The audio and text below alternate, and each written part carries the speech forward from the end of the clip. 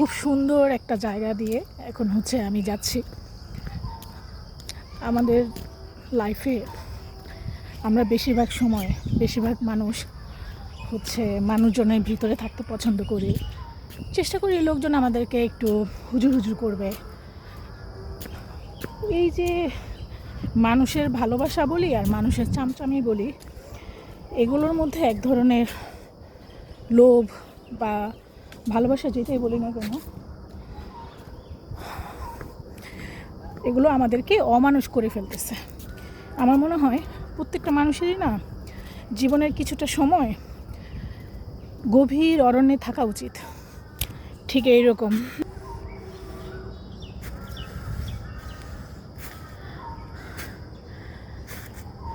এখন বাজে 10টা, হ্যাঁ 10:15 বাজে, 10:15। তো আমি এই বনভূমির ভিতর দিয়ে হেঁটে যাচ্ছি।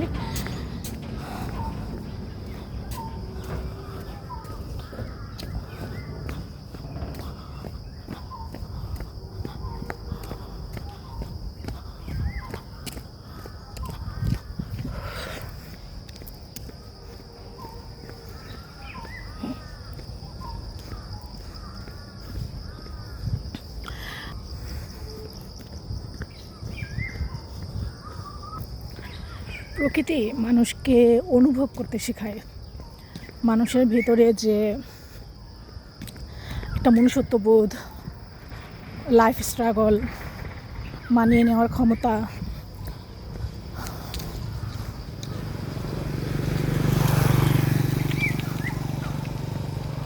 কি গভীর।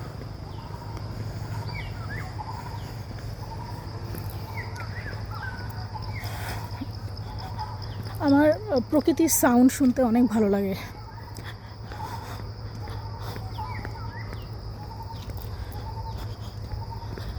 কিন্তু আমাদের সবার মধ্যেই না এই নীরবতাকে ভয় পাওয়ার একটা প্রবণতা আছে, যে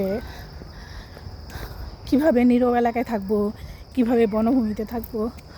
আসলে আল্লাহর তরফ থেকেই না যারা নীরব থাকে বা প্রকৃতির মধ্যে থাকে, আল্লাহ একটা সারভাইভাল যে এনার্জি সেটা দিয়ে দেয়। এবং প্রকৃতির সাথে যখন মানুষ একাত্ম হয়ে যায়, তখন গড গিফটেড বলতে একটা ব্যাপার আছে না, যে আল্লাহর তরফ থেকেই মানুষকে আল্লাহ ভালো রাখে, তার মনের জগৎটা অনেক সুন্দর থাকে, অনেক কাজ করার এনার্জি থাকে, অনেক ভালো কিছু চিন্তা করতে পারে। দেখবেন মানুষজনের মধ্যে থাকলে কিন্তু মানুষ সেটা করতে পারে না কি।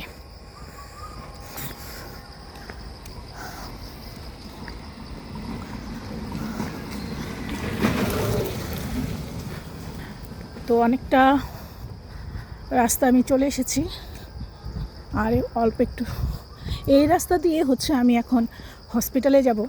আমার কিছু চেক আপ আছে।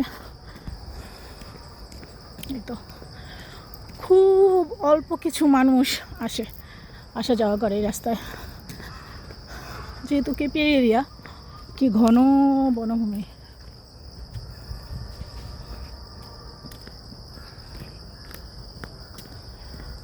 তো যাই হোক, সবাই ভালো থাকবেন। এত ভয় পাওয়ার কিছু নাই। যদি কখনো নীরবতা আসে, যদি কখনো মানুষকে বিচ্ছিন্ন হয়ে যেতে হয় চেনা পৃথিবী থেকে, তখন ভয় পাবেন না।